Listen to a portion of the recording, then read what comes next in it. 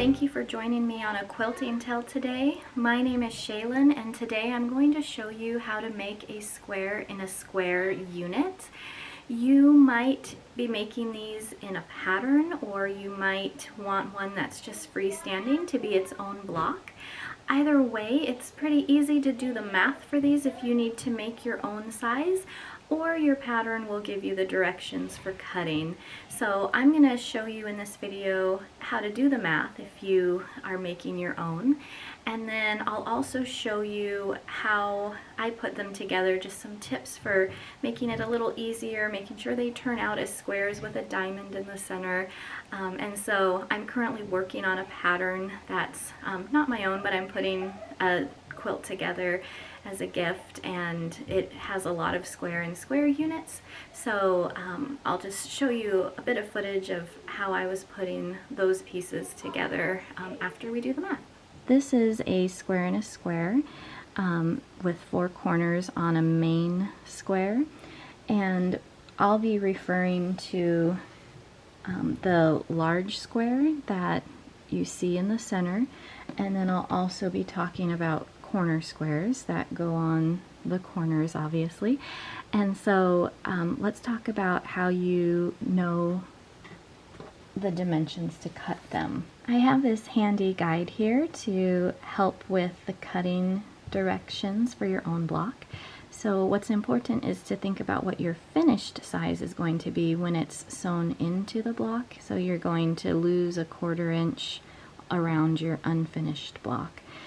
And so when you know your finished size, you're going to make your corner squares.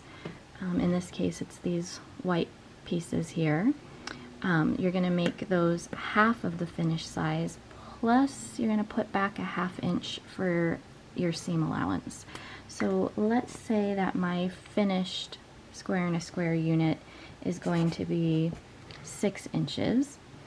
If I'm cutting the 4 corners, I'm going to take half of that size, which is 3 inches, and add the 1/2 inch seam allowance back in.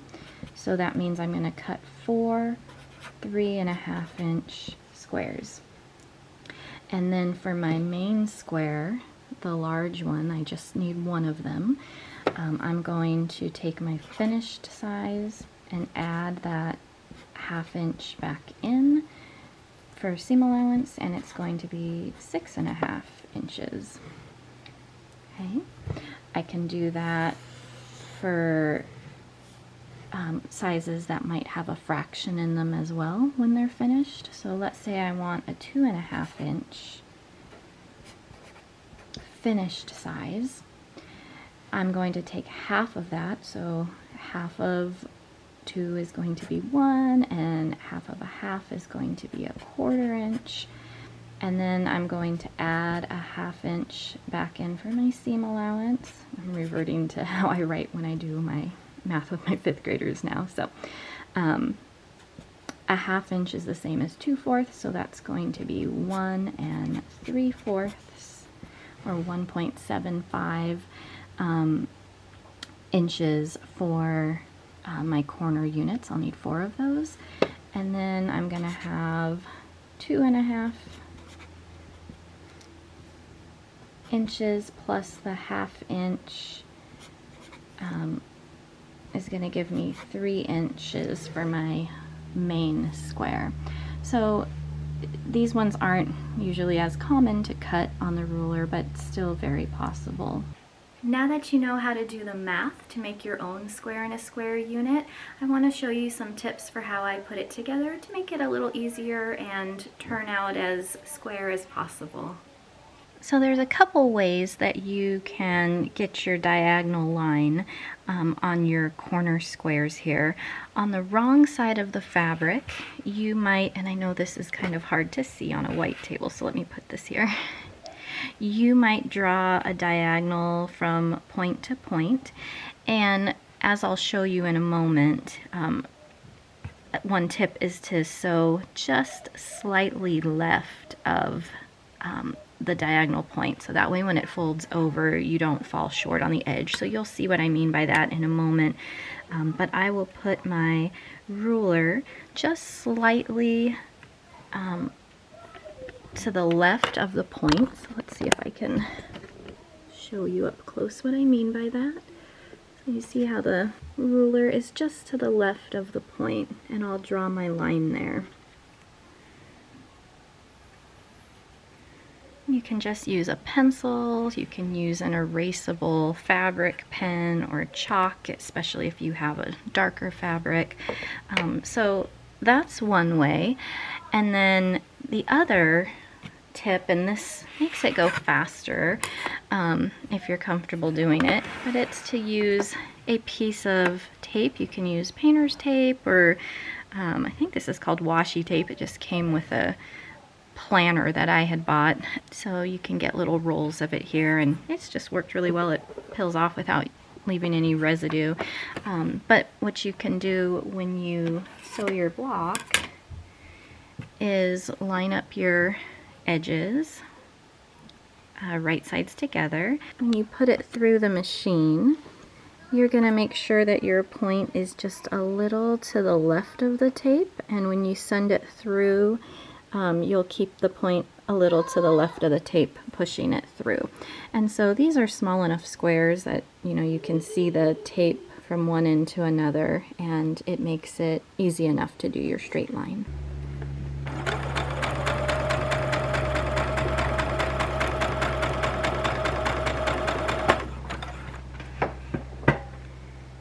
And I'm just going to do this for all 8 of my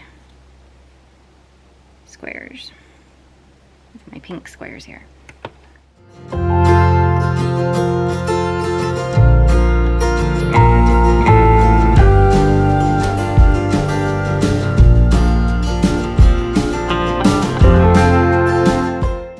So at this point, it's a good idea to just test your corners and make sure that when you flip them, the edges are going to be aligned with, in this case, the pink fabric here. So you want to make sure that it's not coming up short.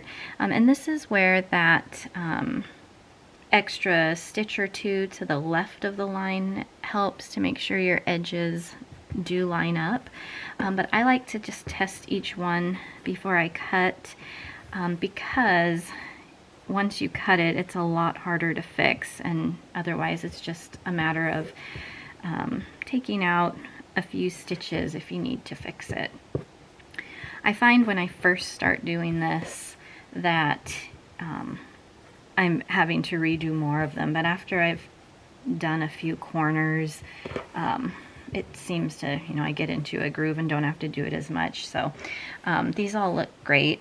So now I'm going to do the opposite side. Before I cut, I like to just do the diagonals. So I'm going to do the same thing now, but just on the opposite side and run them through again.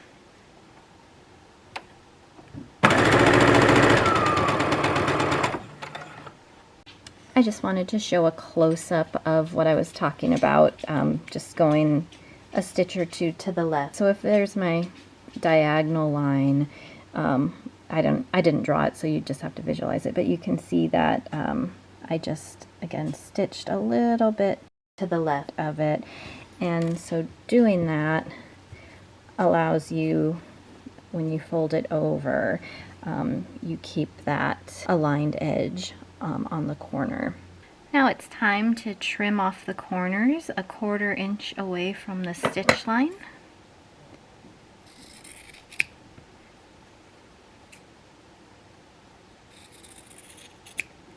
Before I press the seams open, I'm just going to set the seams by applying some heat on top. Just set those threads into the fabric. And because I've cut along the bias portion of the thread now diagonally, I want to be careful not to stretch the fabric, so I don't want to move the iron back and forth, but I want to only move the iron along my seam line. So parallel with the stitch or the diagonal cut here. So when I press my seams open, I just turn it around, and again, I don't want to pull too much because I don't want to stretch the fabric. I just kind of smush it open with my finger. Start at the bottom and just use my finger to hold it open and just move parallel along the line. And I'll do the same thing on the other side.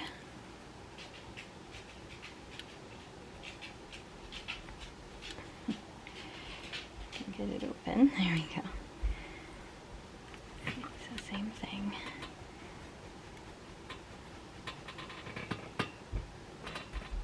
And then I'm just going to do this for the rest of them. I'm just going to demonstrate the difference between the straight edges and biased edges and why you want to be careful not to stretch. So on the straight edges, you can see that it just pulls taut. There's not a lot of give or flexibility when you pull the edges, but when you cut along the bias at a 45-degree angle, this is now bias and it's very stretchy. And so again, that's why you just want to be careful not to iron it too much back and forth. You want to keep it along the bias edge and again, not pull too much because you can distort your shape.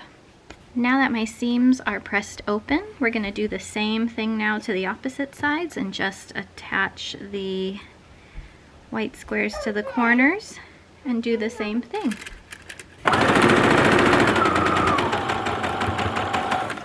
What are you doing? I want to sit on your lap. Okay.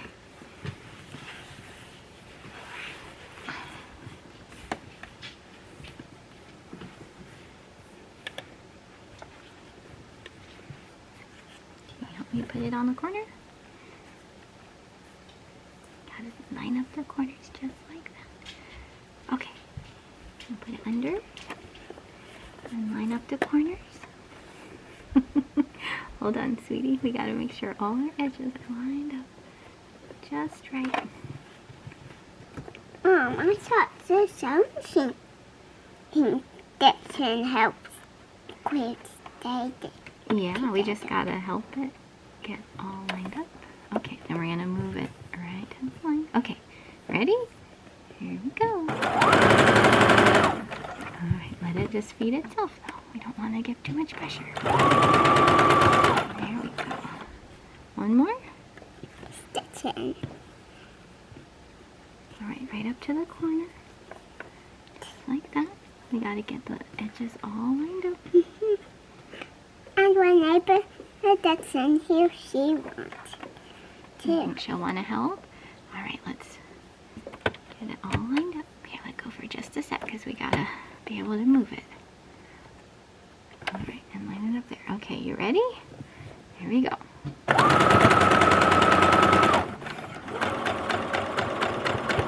we go. Nice job.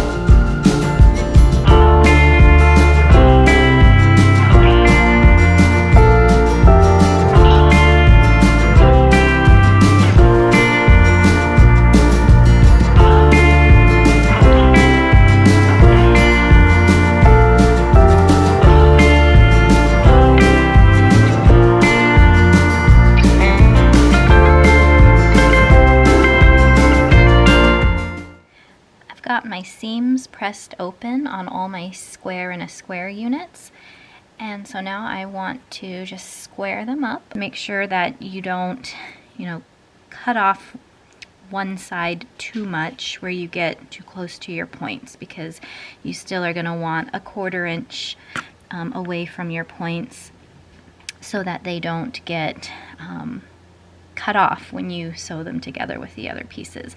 So just keep that in mind as you square them up. And I like to use the lines on the ruler to kind of go vertically and horizontally, point to point, just to kind of make sure that that part is all squared up.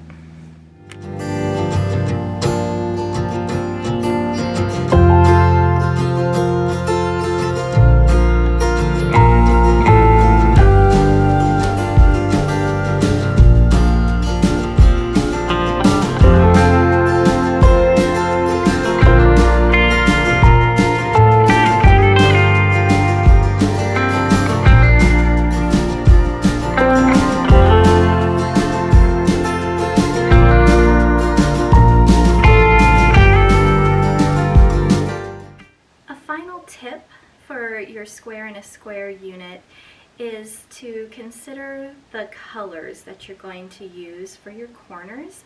You want to pick something that is high contrast with the center diamond square.